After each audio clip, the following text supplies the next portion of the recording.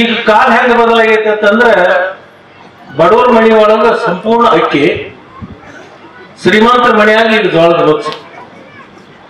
ಆ ಜರ್ಸಿ ಆಕಳ ಅಲ್ಲ, ಹಂದಿ ಮತ್ತು ಆಕಳ ಅದನ್ನ ಮಿಕ್ಸ್ ಮಾಡಿ ಕಿಸಿಂದ ಹೈಬ್ರಿಡ್ ಮಾಡಿದ್ದು ಜರ್ಸಿ ಆಕಳ.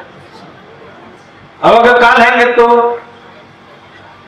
ಶ್ರೀಮಂತರು ಹೊಸ ಗಟ್ಟಿ ಅರಿವೆ ಹಾಕೋತಿದ್ರು, ಬಡವರು ಹರಕ ಅರಿವೆ ಹಾಕೋತಿದ್ರು.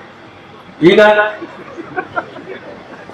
ಇದನ್ನೆಲ್ಲಾ ತಿಂತಿದ್ದು ಅಂತ ತಿಳ್ಕೊಂಡು ನಾವು ಸಣ್ಣ ಇರ್ತಾಗ ಓಡುವಂತಾಗ ಎಡಿ ಬಿದ್ದ ಕಾಲು ಹೊಡೆದ ಅವ್ರು ಏನ್ ಮಾಡ್ತಿದ್ರು ಅಂದ್ರೆ ತೆಳಗಿನ ಮಣ್ಣು ತಗೊಂಡು ಹಿಂಗೆ ತಿಕ್ಕಿ ಅದ್ರ ಮ್ಯಾಗ ಹಿಂಗೆ ಒತ್ತಿದ್ರು 3 ದಿವಸದಾಗ ಅದು ಉಳಿರುತ್ತೆ. ಈಗ ಯಾರ್ಯಾರು ಬಿದ್ದು ಕೂಡಲೇ ನೀವು ಮಣ್ಣು ಹಚ್ಚಬೇಕಾರ.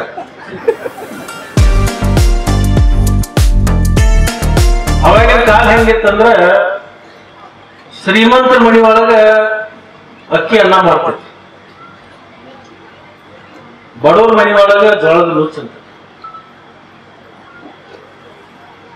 ಈಗ ಕಾಲ ಹೆಂಗ ಬದಲಾಗೈತೆ ಅಂತಂದ್ರೆ ಬಡವ್ರ ಮನಿ ಒಳಗ ಸಂಪೂರ್ಣ ಅಕ್ಕಿ, ಶ್ರೀಮಂತರ ಮನೆಯಾಗ ಈಗ ಜೋಳದ ನುಚ್ಚು. ಇಲ್ಲಿ ಶ್ರೀಮಂತರು ಹೇಳಕತ್ತಿಲ್ಲ, ಬಹಳ ದೊಡ್ಡ ದೊಡ್ಡ ಶ್ರೀಮಂತ. ಅವಾಗ ಶ್ರೀಮಂತರ ಮನೆ ಒಳಗೆ ಬೆಲ್ಲದ ಚಹಾ ಕುಡಿತಿದ್ರು, ಬಡವ್ರ ಮನೆಯಾಗ ಬೆಲ್ಲದ ಚಹಾ ಕುಡಿತಿದ್ರು, ಶ್ರೀಮಂತರ ಮನೆಯಾಗ ಸಕ್ಕರೆ ಚಹಾ ಕುಡಿತಿದ್ರು. ಈಗ ಶ್ರೀಮಂತರ ಮನೆಯಾಗ ಬೆಲ್ಲದ ಚಹಾ, ಬಡವ್ರ ಮನೆಯಾಗ ಸಕ್ಕರೆ ಚಹಾ. ಅವಾಗ ಬಡವರು ದನಗಳು ಕಟ್ತಿದ್ರು, ಆಕಳ ಎಮ್ಮೆ. ಶ್ರೀಮಂತರು ಅವಾಗ ನಾಯಿ ಕಟ್ತಿದ್ರು. ಈಗ ಕಾಲ ಬದಲಾಗ್ಯದ. ಈಗ ಬಹಳ ದೊಡ್ಡ ದೊಡ್ಡ ಶ್ರೀಮಂತರ ಮನೆಯಾಗ ಒಂದೊಂದು ಆಕಳ ಕಟ್ಟಾಕತ್ತಾರ.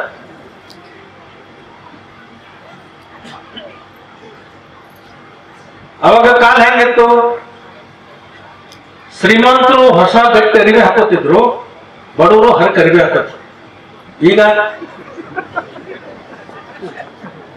ಶ್ರೀಮಂತರು ಹರಕ ಅರಿವೆ ಹಾಕೊಳತ್ತಾರು, ಬಡವರು ಗಟ್ಟಿ ಅರಿವೆ ಹಾಕ. ನೀವು ನೋಡ್ತಿರ್ಬೇಕು, ಈ ಮೊಳಕಲ್ ಮ್ಯಾಗ ಎಲ್ಲ ಹರಿದು ಇರ್ತಾವ. ಈ ಜಿನ್ನ ಪ್ಯಾಂಟ್ ಬರ್ತಾವ,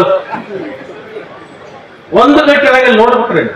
ಅತಿ ಶ್ರೀಮಂತ, ಲಕ್ಷಾಧೀಶರು, ಕೋಟ್ಯಾಧೀಶರು.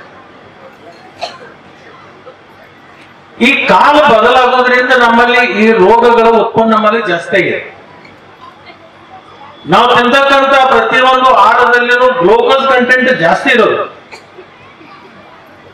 ನಾವು ಬಹಳ ಮಂದಿ ತಿಳ್ಕೊಂಡಿವಿ, ಶುಗರ್ ಬಂದ್ರೆ ಬರೀ ಸಕ್ಕರೆ ಬಿಟ್ರೆ ನಾವು ಶುಗರ್ ಕಡಿಮೆ ಆಗತ್ತೆ. ಇಲ್ಲ,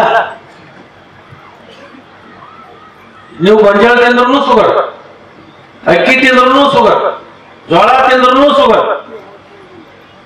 ಏನು ಕಾಳು ಪದಾರ್ಥ ಅದಾವಲ್ಲ ಅವೆಲ್ಲದರಲ್ಲಿನೂ ಇವತ್ತು ಶುಗರ್ ಕಂಟೆಂಟ್ ಜಾಸ್ತಿ ಆಗ್ಯದ. ಕಾರಣ ಏನಂದ್ರೆ ಅವೆಲ್ಲ ಹೈಬ್ರಿಡ್ ಆಗಿದೆ. ಈಗ ನೀವು ಈ ಜರ್ಸಿ ಆಕಳ ಅಂತ ಹೇಳ್ತಿರಲ್ಲ, ಗೋ ರಕ್ಷಣೆ ಮಾಡ್ಬೇಕು ಅಂತ ವಿಷಯ ಇಟ್ಟಿಲ್ಲ.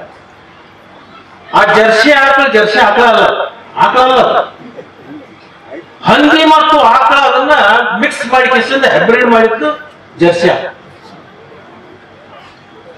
ನಿಜವಾದ ಆಕಳ ಅಲ್ಲ.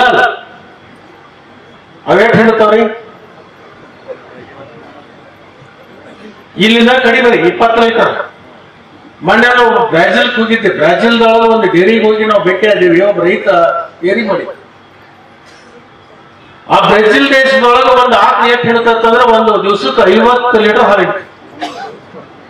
3 ಹೊತ್ತು ಹಿಡ್ತಿದ್ರು ಅವ್ರು, ಮುಂಜಾನೆ ಮಧ್ಯಾಹ್ನ ಸಾಯಂಕಾಲ 50 ಲೀಟರ್. ಆ ಹಾಲಿನ ಎಷ್ಟು ತಾಕತ್ತಿದ್ದಿರ್ಬೋದು.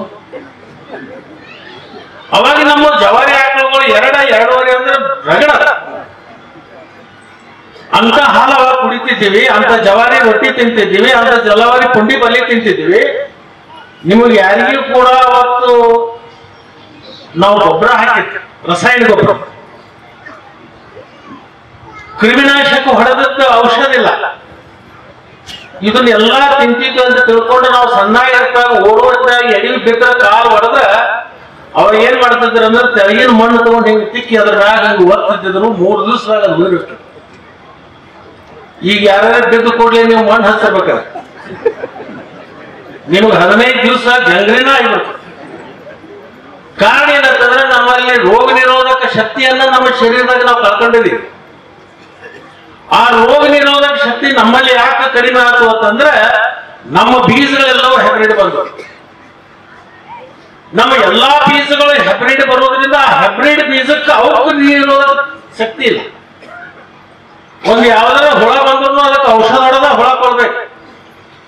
ಆ ಮೊದಲಿನ ಬೆಳೆ ಇದ್ವಲ್ಲ, ಬದನೆಕಾಯಿ, ಬೆಂಡಿಕಾಯಿ, ಚವಳಿಕಾಯಿ, ಪಲ್ಯ, ನಾವೇನೋ ತೊಗರಿ ಬೆಳೆ ಇಂಥವನ್ನ ಬೆಳಿತಿದ್ವಲ್ಲ, ಆ ಜವಾರಿಗೆ ಎಂತ ಹುಳ ಬರ್ಲಿ, ಎಂತ ಹವಾಮಾನ ಬರ್ಲಿ, ರೋಗ ಬೀಳ್ತಿರ್ಲಿಲ್ಲ.